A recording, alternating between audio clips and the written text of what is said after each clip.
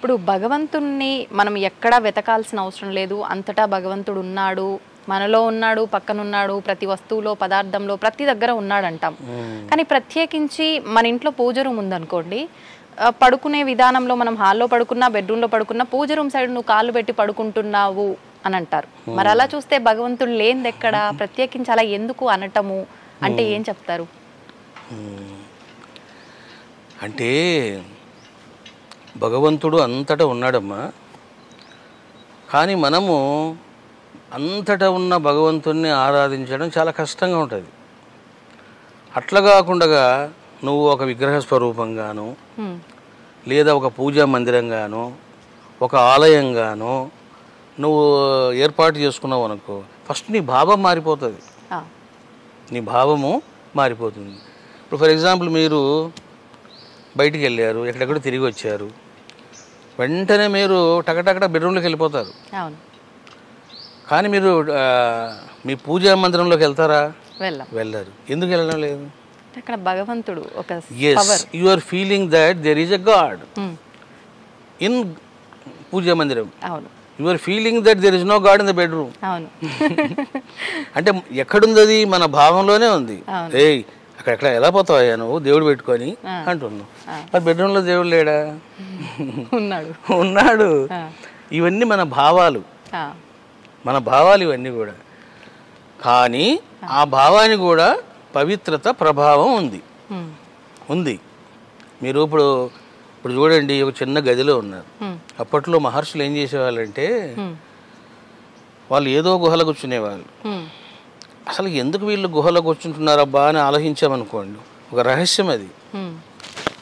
ధ్యానము కానీ జపము కానీ మీరు ఎంత చిన్న రూమ్ డిసైడ్ చేసుకొని అందులో జపం చేస్తున్నారనుకోండి, ఆ రూములో దైవశక్తి నింపబడుతుంది, వైబ్రేషన్స్ ఎక్కువగా వస్తాయి. మీరు అలా కూర్చోగానే వెంటనే మీరు ధ్యానంలోకి వెళ్ళిపోతారు. అందుకే మనిషికి సుఖాల కంటే, లాభాల కంటే సింపుల్గా ఉండడమే వాడికి ఉత్తమం. మీకు మంచి ఎక్స్పీరియన్స్ చెప్తాను. నేను విశాఖపట్నంలో లెక్చరర్గా పనిచేసేవాడిని. నేను పనిచేసేది 3 గంటలే, 3,000 ఇచ్చేవాళ్ళు. రోజుకు 3 గంటలు 3,000 ఇచ్చేవాళ్ళు. ఆ 3,000తోనే నేను సంసారం చేసేవాడిని. అప్పుడు నేను 1 బెడ్రూమ్ హౌస్ తీసుకున్నాను. ఆ అమ్మాయి ఇట్లా వంట చేసుకునేది, చిన్న హాల్ ఉండేది, ఆ హాల్లో అమ్మాయి పడుకునేది, ఇంకో గది ఉండేది. ఆ గదిలో నేను ధ్యానం చేసేవాడిని. ఆ గదిలో నేను అనుష్ఠానము, ధ్యానము, జపం అన్నీ చేసేవాడిని. కొన్నాళ్ళకి ఏమైందంటే, ఎంత పవర్ఫుల్గా తయారైందంటే ఆ రూము, నేను హాల్లో కూర్చున్నప్పుడు ఒకలా ఉంటాను, లోపలికి పోగానే ఇంకోలాగా ఉంటాను. కొన్నాళ్ళకు నేను అక్కడ కూర్చుంటే చాలా రూమ్లోకి ఎవరైనా అడుగు పెడితే వాళ్ళ మనసులో మాటలు చెప్పేవాడిని. అబ్బాబ్బాబ్బా ఏం దేవుడో, ఏం పాడో, ఏం గురువులో అని మీరు అనుకుంటూ వచ్చారనుకోండి, నేను అనుకోకుండానే చెప్పేస్తాను ఏం గురువులో, ఏం పాడో అని. అలా చెప్పేవాడిని. అలా చెప్పగానే వాళ్ళు కంగు తినిపోయేవాళ్ళు. ఇదేంటి నా మనసులో మాట చెప్తున్నాడు ఈ స్వామి అని. ఎట్లా నాకు ఆ పవర్ వచ్చింది? వైబ్రేషన్స్. అట్లా మీరు అన్నది మంచి ప్రశ్న. ఇది ప్రతి మనిషి కూడా అమ్మా, దేవుడి గది అన్నది చాలా ఇంపార్టెంట్. అంటే మన భావన ప్రకారంగా మనం ఇలా వాడుకలో ఒక నిర్దిష్టంగా అక్కడ ఉన్నాడు అని అంటే మనం అక్కడ ఉన్నాడు అని చెప్పి అప్పుడైనా పాటిస్తామేమో. అవునవును, ఇది ఒక ఆధారం అని అనుకోవచ్చు దానికి. ఇప్పుడు మనము చేసే కర్మ, మన భావాలు ఆ రూమ్లో ఉంటాయి. ఓకే. నేను ఒకసారి విశాఖపట్నంలో, అరే ఒక మంచి ఇల్లు చూడండి రా బాబు, ఈ పీఠం దూరం అయిపోయింది అని అంటే, మంచి రూమ్ చూస్తాం గురువు గారు అన్నాడు. కూడిపోండి అన్న. దగ్గరలోనే అనమాట. చాలా మంచి ఇల్లు చూశారు. అదంతా వాళ్ళు నీట్గా రంగులు వేశారు, బాగా శుద్ధంగా ఉంచారు. గురువుగారు మీరు చూస్తే అడ్వాన్స్ ఇచ్చేస్తాము అన్నారు. సరే పదండి అన్నాను. సరే వెళ్ళానమ్మా. అందులో ఒక రూమ్ ఉంది, మాస్టర్ బెడ్రూమ్. నేను అందులో కాలు పెట్టిన. అలా తిరిగాను, ఇల్లంతా చూశాను. ఇల్లు అయితే చాలా బాగుందిరా, సూపర్ అన్నాను. సాయంత్రం ఇద్దాంలే అడ్వాన్సు, ఇంటికి వచ్చిన. ఇంకా ఇంటికి రాగానే నాకు డ్రింక్ చేయాలి నా కోరిక కలిగింది. ఎందుకనండి? ఆయన చాలా పెద్ద తాగుబోతు. మీకు అర్థమైందమ్మా? అతను బీరు తాగడంలో మహాదిట్ట అంట. ఆ వైబ్రేషన్స్ నాకు వచ్చి నన్ను డిస్టర్బ్ చేసినాయి అవి. అప్పుడు నేను చెప్పిన, ఒరే బాబు, ఫోన్ చేసి అతను బీరు తాగే అలవాటు చాలా ఉన్నట్లుంది అంటే ఆయన కనుక్కున్నాడు. ఆయన రోజుకి 3 పూటలు తాగుతాడండి. చూసావమ్మా, అంటే మీకు రెండు చెప్తున్నా నేను, రెండు చెప్తున్నా. స్థలం యొక్క ప్రభావం కూడా మన పైన స్థల ప్రభావం most important, very very important. In which place what you are doing, ఈ రెండు ఇంపార్టెంట్. ఇప్పుడు మీరు అన్నప్పుడు నాకు ఒకటి గుర్తొచ్చింది, ఒక మంచి ఇల్లు చూడరా అని చెప్పి. మంచి అంటే మనం చేసే ప్రతి పనిలో ఒక మంచిని వెతుకుతున్నాం. ఏంటి అసలు మంచి చెడు ఈ అవగాహన ఎలా వస్తుంది? ఇప్పుడు నేనున్నానండి, నాకు ఏది నచ్చితే అదే మంచి. నాకు ఎవరైనా అంతే, వ్యక్తిగతంగా అలానే అనుకుంటారు. అసలు ఏంటి రెండింటి మధ్య వ్యత్యాసం ఏంటి? ఎలా మనం తెలుసుకుంటాము మంచి చెడుని? అదేమ్మా, ఇప్పుడు ఇది ప్రపంచమంతా ఏంటంటే ద్వంద్వాత్మకం, మంచి చెడు రెండూ ఉంటాయి. సో కాబట్టి మనం ఏం చేయాలంటే ఎప్పుడు కూడా మనం మంచి వైపు ప్రయాణం చేయాలి. You have to travel towards goodness, మంచి కోసం ఎలా వెళ్తూ ఉండాలి. అప్పుడే మనకు అన్ని మంచి జరుగుతాయి. అట్లా కాకుండా ఇప్పుడు చూసారా, నీ కనుక ఇల్లు తీసుకుంటే ఇంకా గోవింద. అంటే మన మనసు ఏం చెప్తుందో దానిపైన ఆధారపడి ఆ మార్గంలో వెళుతూ ఒకసారి మళ్ళీ మనకు మనం కూడా చూసుకోవాలి, అసలు వెళ్తున్న మార్గం కరెక్టేనా కాదా అని చెప్పి. పర్ఫెక్ట్గా ఇల్లే కాదమ్మా, మీరు మనిషితో పెట్టుకునే సంబంధం, ఒక వస్తువుతో పెట్టుకునే సంబంధం. ఇప్పుడు ఫర్ ఎగ్జాంపుల్, నువ్వు చాలా బాగా యాంకరింగ్ చేసావు అమ్మాయి, దండేసుకోమ్మాయి అని ఇచ్చేసాను. ఈ దండ కూడా మీ మీద ప్రభావం చూపిస్తుంది. అంటే నా ఆలోచనలు, నా భావాలు, నా ఆశయాలు, నా అంబిషన్స్, నా సంస్కారాలు ఇందులో కూడా ఉంటాయి. ఇది ఎప్పుడు మీ మెడలో పడిందో మీరు కూడా విచిత్రంగా బిహేవ్ చేస్తారు. ఏంటి కారణం అంటే ఇదే కారణం, ఆ ప్రభావం ఉంటుంది. ఓకే, అంటే మీరు చెప్పాక నాకు ఒకటి అనిపించింది. అందుకే ఒకరు వాడిన వస్తువులు ఒకరు వాడకూడదు, ఒకరి బట్టలు ఒకరు వాడకూడదు, ఒకరు వాడిన చెప్పులు ఇంకొకరు వాడకూడదు, వాళ్ళ శని మీకు వస్తుంది, ఇలా మాట్లాడుతుంటారు. దానికి వెనకాల ఇదేనా ఇంకేదైనా ఆంతర్యం ఉందంటారా? ఇదే రీజనే. ఇప్పుడు చాలా మంది ఏం చేస్తారంటే, ఏమండి భర్త యొక్క ఉచ్చిష్టం తినాలి అని తింటుంటారు. నన్ను అడిగితే తినొద్దు అంటా నేను. కానీ పురాతన కాలం నుంచి కూడా భర్త తిన్న తర్వాత అదే కంచంలో భార్య తినటము ఇలాంటి ఆచారం ఉంది అని చెప్పి కూడా అంటుంటారు కదా స్వామీజీ. మరి అది ఉందమ్మా.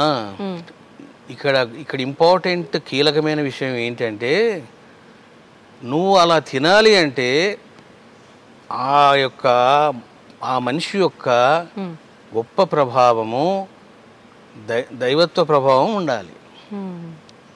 ఇప్పుడు ఆ రోజు అంతా మహర్షులు, ఋషులు ఎందుకు వాళ్ళు అట్లా చెప్పేవాళ్ళు అంటే, సిద్ధ గురువులు ఎప్పుడైతే వాళ్ళు భోంచేస్తారో వాళ్ళ ఎనర్జీ ఆ అన్నం మెతుకుల్లో ఉంటుంది, ఆ ప్లేట్లో ఉంటుంది.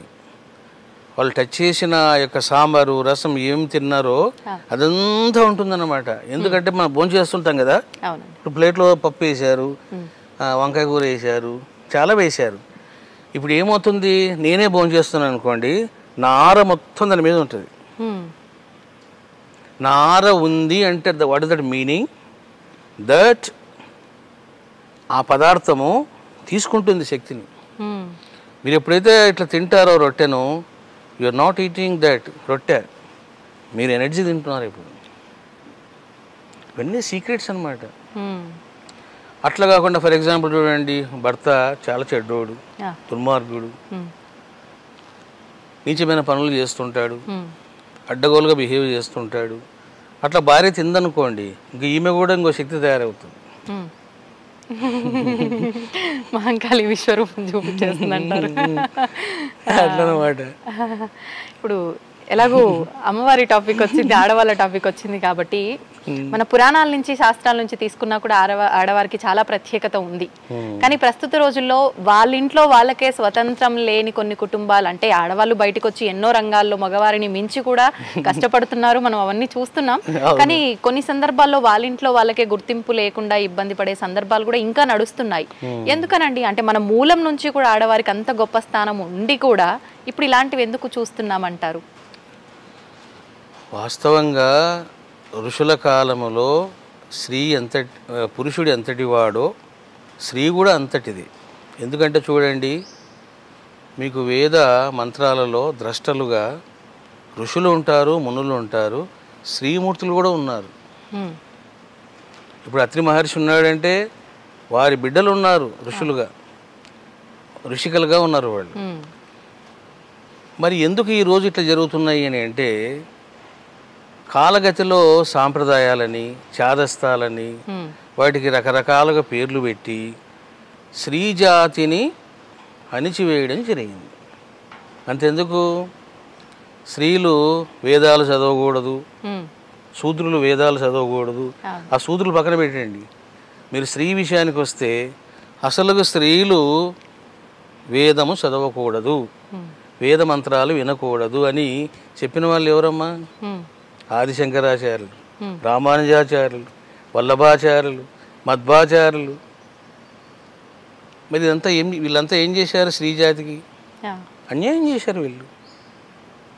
దాన్ని ఖండించా నేను, చాలా ఘాటుగానే ఖండించాను. మేము ఛానల్ పెట్టాం, శివశక్తి సాయి ఛానల్ అని. అప్పట్లో చాలా ఖండించా నేను, ప్రామాణికంగా నిరూపించాను.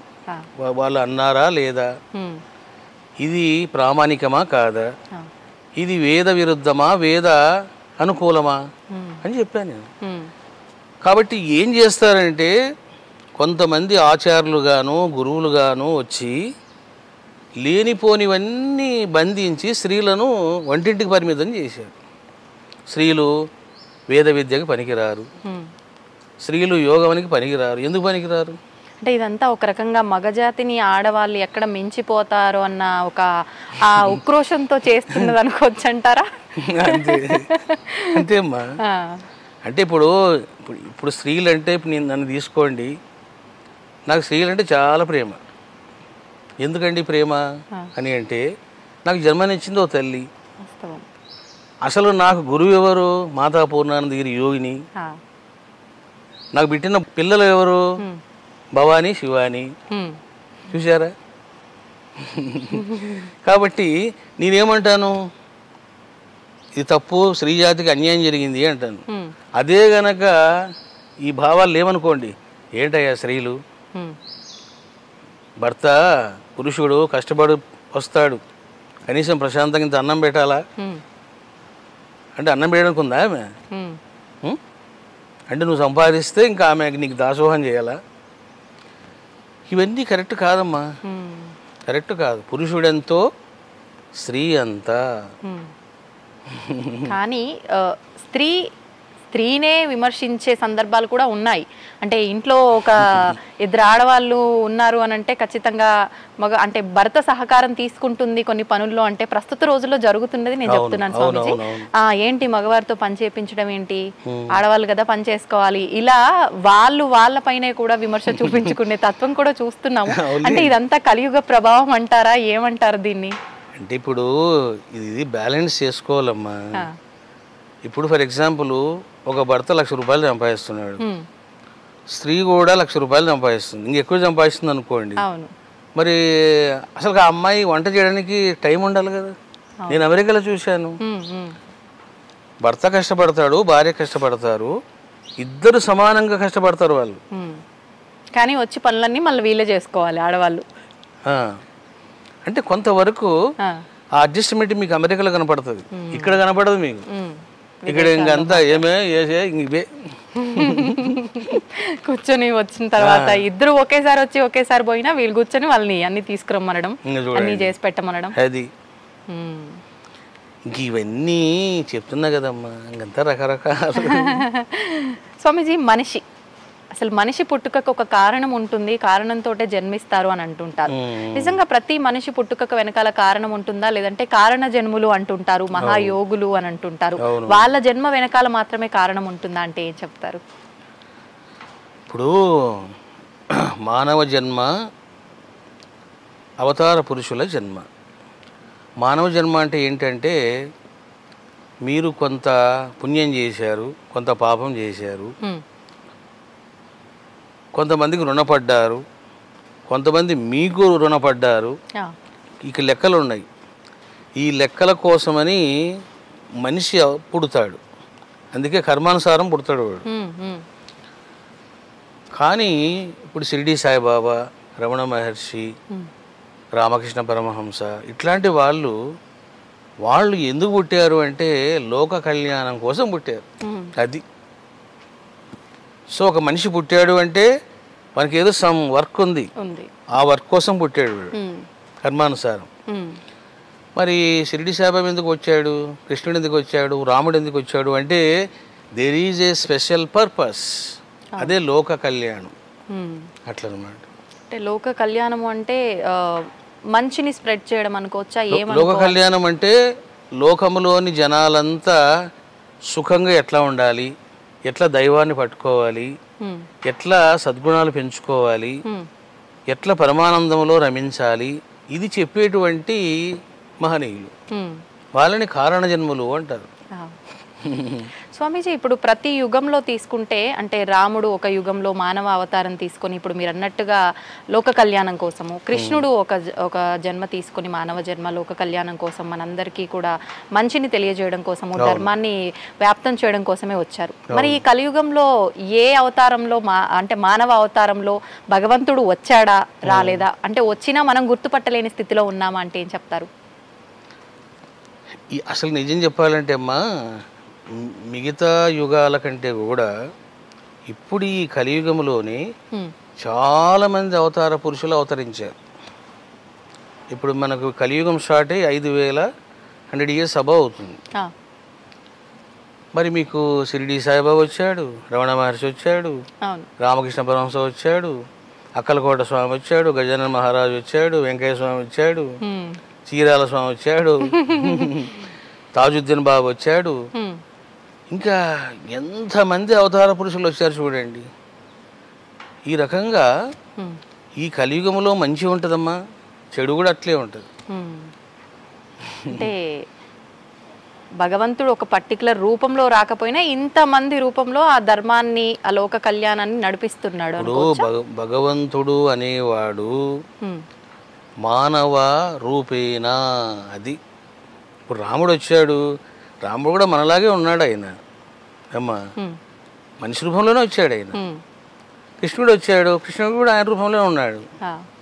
కాబట్టి అంతేగాని మానవునికి మించినటువంటి రూపంలో వాళ్ళు రాలేదే. మనం ఎలా ఉన్నామో, ఎలా మాట్లాడుతున్నామో, ఎలా చూస్తున్నామో అలాగే వచ్చాడు ఆయన కూడా. అంటే మానవ రూపంలోనే వస్తాడు.